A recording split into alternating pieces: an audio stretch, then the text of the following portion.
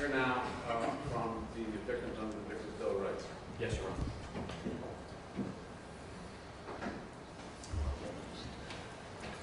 Your Honor, the court will be hearing from 3 members of the Ziegert family.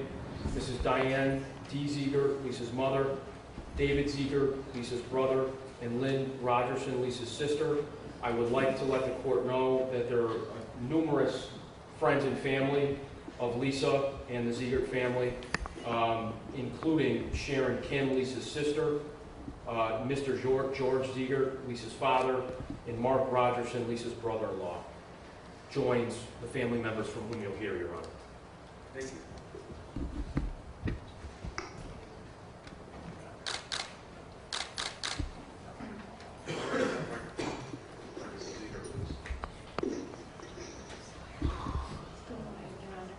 Mrs. Ziegert? Mike. Yeah, she's going to have to move directly in front of mine. Mrs. Ziegert, yeah. Your Honor, may she sit if she so desires? Yes, of course. And Your Honor, Mrs. Ziegert requested that Your Honor peruse this photo book, if you would allow, I'll provide it to the court. Very well. Thank you.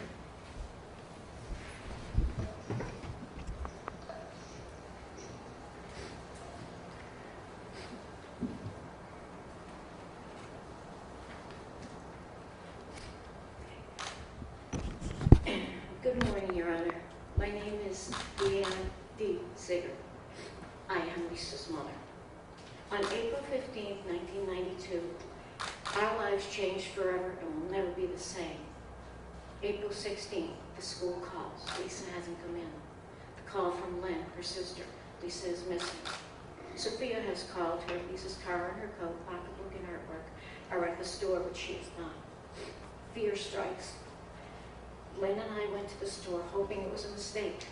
Police were everywhere, rumors abound. It became certain that she had been taken out of the store, not left the store, but taken. The horrible task of calling her dad, George, at work, and him having to drive in from Connecticut alone.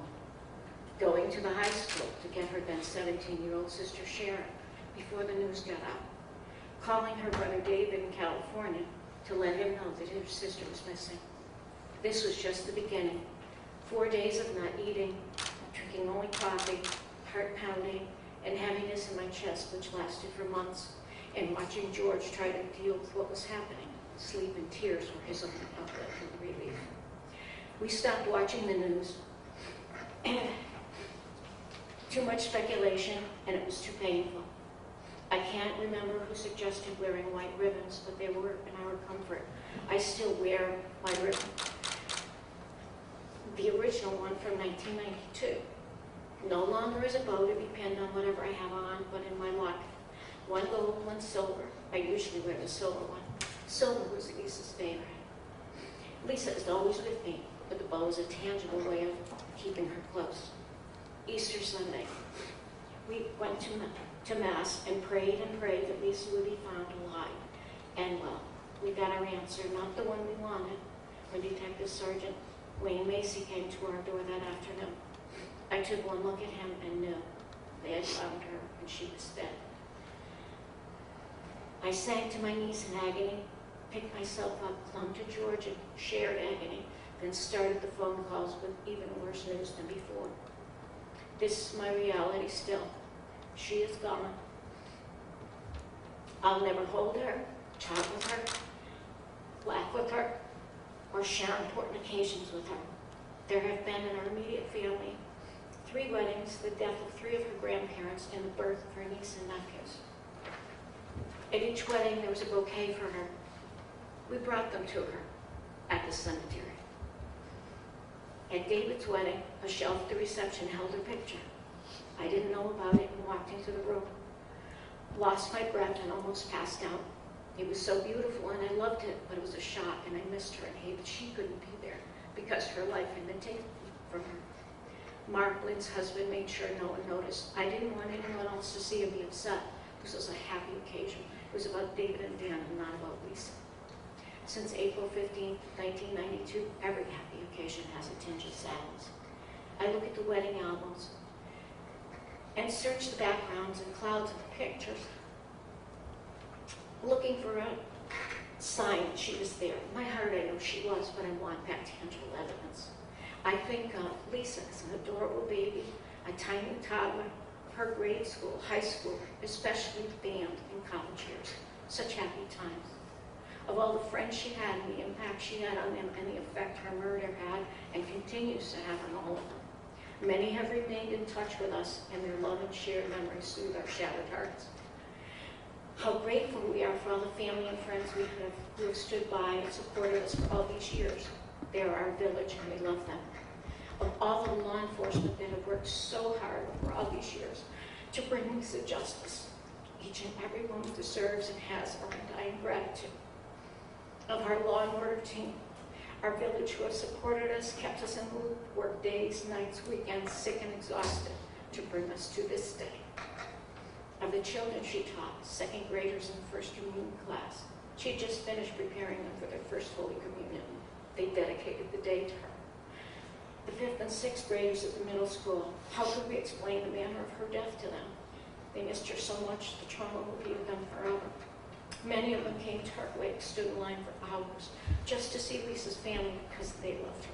At 24, she really didn't look much older than her sixth grader, and she understood. Our beautiful girl, 5'2", cornflower blue eyes, curly brown hair, a beautiful smile, and a giggle that made everyone laugh too. Our beautiful girl in a casket. Oh, so cold as I kissed her goodbye. We pull out family pictures looking at such happy, funny, beautiful times. We were a couple, a family of 3, then 4, 5, and 6. Then we became a family of 5 again. Over the years, one of the most difficult questions that anyone can ask is, how many children do you have? How can you answer that? If you say we have 3, we're denying her existence. If you say 4, it feels wrong, for the question is have. It's even worse if we answer, we had 4, but we lost our beautiful daughter. For that leads to what happened. When you say she was murdered, the usual reaction is shock and horror, for no one expects to actually know someone whose loved one was murdered. It's taken a while, but now we say we were blessed with 4. So many memories. We pull them out often and talk about her with smiles and an ache in our heart. It's all we can do. There can never be memories. In the 27 years, 5 months, and 10 days since Lisa was killed, I cannot count the times a stranger has recognized me as Lisa's mom and ask if they can give me a hug. I accept those hugs with joy. They seem like a gift from Lisa. When the person leaves, I feel bereft, almost like I've lost her again. Still, I want the hugs as it means that they remember her. She is not forgotten. This was one of my first fears. She would be forgotten. It still is. I apologize for my rambling. This is what happened when I sit and think about all that's happened. All the pain and sorrow, all that we've missed because she died. This never gets better. We just handle it better. One does not get over the death of a child. The sentence for first-degree murder is life without parole. This is very fair when you consider that in this case, Gary Schara has already had his parole. He walked free for 25 years and 5 months. Lisa's family and friends are serving a life sentence as well. And we have already served 27 years, 5 months, and 10 days. Thank you, Your Honor, for allowing me to share Lisa with you and our heartache and losing her. Your Honor, I would like to read one for George's dad. He can't speak. This is for George. He said, today we'll probably hear the word closure. Closure is defined as a feeling that an emotional or traumatic experience has been resolved. Today, Lisa got the justice she deserves. Family, friends, Agawam, and law enforcement received closure. The person responsible for Lisa's death has received a sentence of life without parole. Emotional closure will never be achieved. Every family function will always be one short. Every get-together of friends will always be one short. So many students will never experience her wise and wonderful teaching. Their lives will never be changed. Would she have her own family to love and nurture? So many questions. Well, I guess that's not full closure, is it? And he says, thank you. I asked the court's indulgence. I'm reading this from a family friend who is an educator, and she felt Before very you do that, strongly. let me say something. Pardon? Lisa, before you do that, let me say something. I want to tell you and your husband and your family that the community will long remember Lisa and the grace, fortitude, and patience of the Ziegert family throughout this whole process. So thank you. I'll hear the rest of whatever you have to tell me. Thank you. I appreciate that, especially remembering Lisa. Following her high school graduation, Lisa went to Westfield State College to pursue a career in education. Her time in Agawam Public Schools actually began when she completed her practice teaching in Mrs. Anna Crean's classroom at Robinson Park School, where she herself went to school. She knew that she wanted to be a teacher. Your Honor, that's the last picture. That's Lisa in her classroom. After graduation, Lisa began her teaching career at Agawam Middle School. With her cornflower blue eyes, her long curly hair, and her bubbly personality, she made her mark in educating children. She had a unique sense of knowing where a child was and getting them to see their potential. Her younger sister Sharon would follow in Lisa's footsteps, pursuing a career in education. Following her footsteps as well, her cousin Nicholas, he graduated Westfield State University in May 2019 and has begun his career in education at Roberta Deering School, formerly the Agawam Middle School. Oh, how proud Lisa would be. With her senseless murder, hundreds, perhaps thousands of Agawam children were deprived of the opportunity to have her as their teacher, and her sister and cousin lost the opportunity to share their love of teaching with Lisa. The loss of a teacher through a heinous act caused the school family, especially the students, to struggle with the loss of safety and security, in addition to grieving the loss of a teacher and friend. The students that Lisa had and her colleagues will deal with all the complex feelings associated with such a loss for the rest of their life. Lisa's life was a blessing.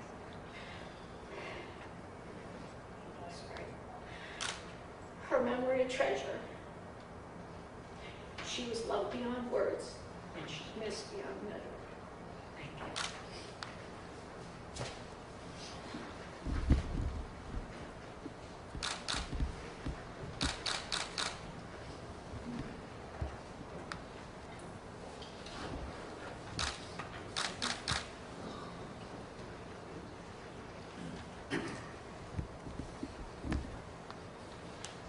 Good morning, Your Honor. My name is David Ziegert. Lisa was my sister. I'd like to thank the court for allowing me the opportunity to make this statement, and I apologize in advance for any stumbling or tears. This is a difficult thing to do. It reopens wounds that were somewhat closed and irritates wounds that will never close. But I believe it's important that I make this statement, not only on behalf of my family and close friends who have lived with this tragedy for over a quarter of a century, but on behalf of many people who are also forever changed to Lisa's kidnap, rape, and murder on April 15, 1992. Without question, the most important person to remember when considering the impact of what happened on April 15th is my sister. She was bright, funny, caring, and a beautiful person whose last moments were ones of fear, pain, anger, and humiliation. She did not have her life ended in an instant. There was no flash followed by no pain. She suffered in ways that I cannot imagine, although I must admit a variety of disturbing and painful images have coursed through my brain for many years. She had decades left of life when she could have gotten married, started a family of her own. She never met her niece and nephews, whom she would have spoiled with love. She had finally begun a rewarding career in the teaching profession, but was never given the opportunity to grow into the amazing, caring teacher I know she would have become. On many occasions, I wish to have shared my family's triumphs and tragedies with Lisa, but then I remember she's gone and I'm wounded again. I recognize that we never know where life's path will take us, but Lisa was never given the opportunity she deserved to walk her path. Her opportunity was taken from her due to acts of violence and cowardice that have taken more than 25 years to receive the appropriate consequences. But Lisa's not the only victim. Lisa's death was like throwing a stone into the calm waters of the lives of the people around her. Her murder sent shockwaves through our community. First, the wave of tragedy struck my family. I witnessed my father's brown hair turn white almost overnight. I didn't fully comprehend what my parents have endured at the time Lisa was killed, and I still don't. But I believe I can better appreciate it now as a parent myself. The inarguable fact that a parent should never have to bury their child. We want to protect our children from all the pain in the world. When we can't protect them, it's a special kind of pain that we are forced to suffer with. My sisters and I lost our sister, our friend, our confidant, someone we laughed and cried with for our entire lives. The grief we feel is not merely due to the loss of a blood relative. I firmly believe that if we were allowed to choose our siblings instead of just being assigned to them due to blood, we still would have chosen each other. Our love is not out of obligation, but connection. And our connection was brutally cut on April 15, 1992. This cut was as devastating as the loss of a limb. One never fully recovers from this injury. The loss does not grow back, and sometimes the pain of forgetting for just a moment that Lisa was taken from us causes all the more pain when reality comes crashing down. The wave of suffering and pain continued outward. Lisa's friends continue to suffer due to her murder all these years later. I'm lucky enough to keep some contact with Lisa's friends through social media, and it is clear that Lisa's beautiful heart continues to touch them, as does her loss. They still have the pain of losing a loved one, and they still miss her. I would like to make special mention of one of Lisa's friends who suffered in a particularly painful way. Not only does Ed Brigatti have to carry with him the tragic loss of a friend, but he endured 25 years of rumors, ridicule, and false statements while Lisa's murder remained unsolved. No matter how many times my family and I told people that we love Ed, and we know that he was not involved in Lisa's death, the vicious attacks on his character continued. Through it all, Ed endured with grace and dignity, something I question I would have been able to accomplish if put in the same circumstance. I'm hopeful that today's proceedings will give Ed a measure of peace that he deserved for so long. But I have no doubt that as a result of Lisa's murder, Ed Brigatti suffered greatly for far too long. The wave did not stop with those closest to Lisa. The children that Lisa taught at the time of her murder were particularly affected, but it's not only those children who suffered a great loss. Our community has been robbed of 27 years of Lisa teaching in our schools. Today, Lisa could have been teaching the children of some of her first students. Her knowledge and caring would have changed the lives of hundreds of children for the better, possibly thousands. But none of those children got the opportunity. The wave continued, smashing into the feelings of safety for women who, after this disgusting crime was brought to light, felt no longer safe in their own community. How do we measure the impact of people who now live in fear due to Lisa's murder? How do we unring the bell of fear that sounded over a community caused by Lisa's murder?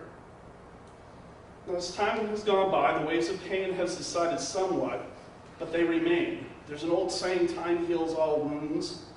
I do not believe this to be true.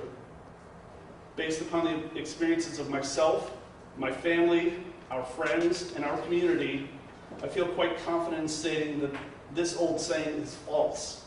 We've only learned to manage our pain. We live on despite the pain of loss, but we are in pain, and we will always carry the pain with us. They also say memory fades and lessens the pain. Again, my experience is that this is not the case.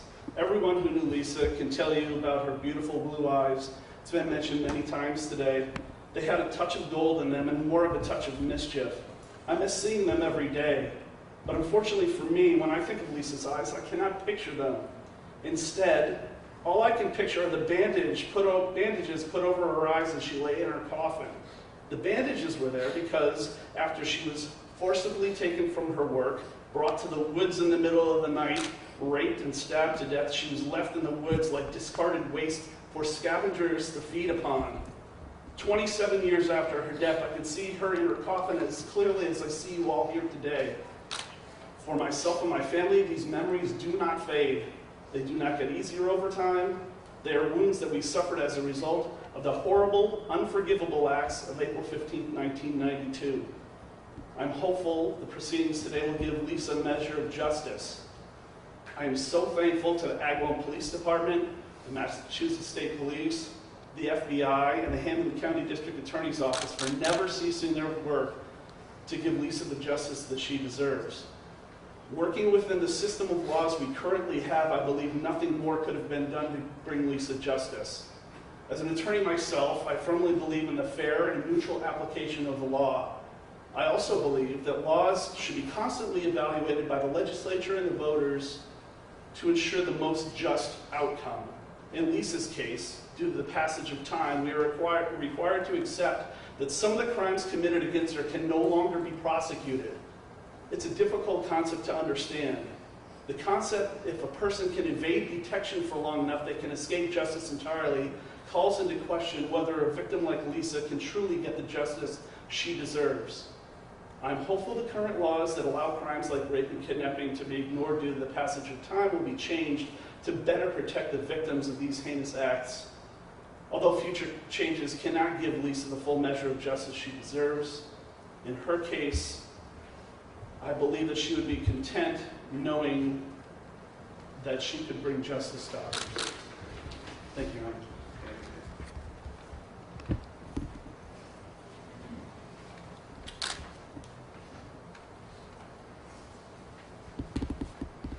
Good morning, Your Honor.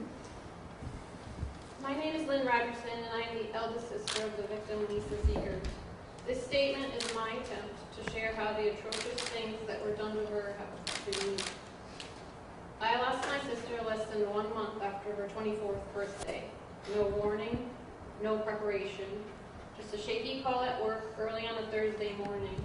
From that moment, everything that made up the future of the Ziegert family was irrevocably altered. So that it is understood who was lost and the effect her murder had on all of us, let me introduce you to my sister. Lisa was one of 4 children, daughter number 2 in our sister-sister, brother-sister dynamic. She was a proud 5 feet 1 3/4 inches tall, with long, soft, curly brown hair and cornflower blue eyes. She wore contacts or glasses and was practically blind without them. She had an infectious giggle and always covered her mouth with a hand when she laughed. She was a teacher at the Agawam Middle School and a summer camp counselor at Agawam's Perry Lane camp. She loved the color blue and silver jewelry and garlic and her white geostorm. She had best friends from both grade school and from college. At only 15 months apart, she was one of my closest confidants and had a boyfriend who was also one of my roommates. She was a happy fixture in my day-to-day life. In a town that doesn't see brutal violence, my sister's disappearance on April 15, 1992, and the discovery of her body in a wooded area on Easter Sunday, April 19, 1992, was a shock. Up until that point, I counted us among the more blessed families on this earth. No estranged family members, no divorce, no poverty, no funerals. How can I make you understand the raw, heart-thudding, hand-shaking, breath-holding angst of those 4 long days? The helplessness of waiting for any news at all that she was either dead or alive. The unrealistic hope that we would find her alive. The terrible guilt that I did not go back to the store that night. The endless stream of family and friends treating our home like a war room, mapping out sections of town and searching.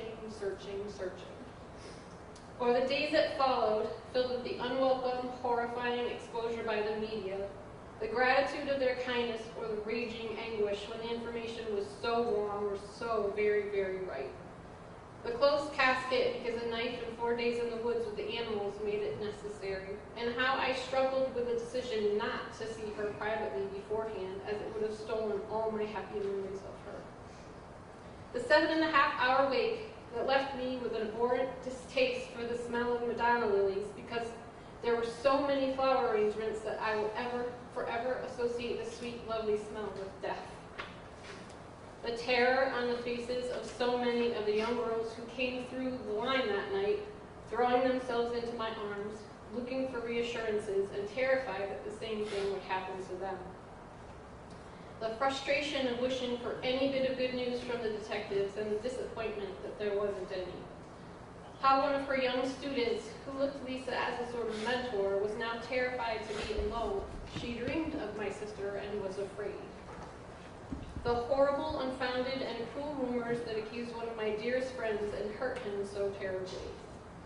All the holidays and birthdays and weddings and births and funerals that were for years days not only to celebrate but to survive.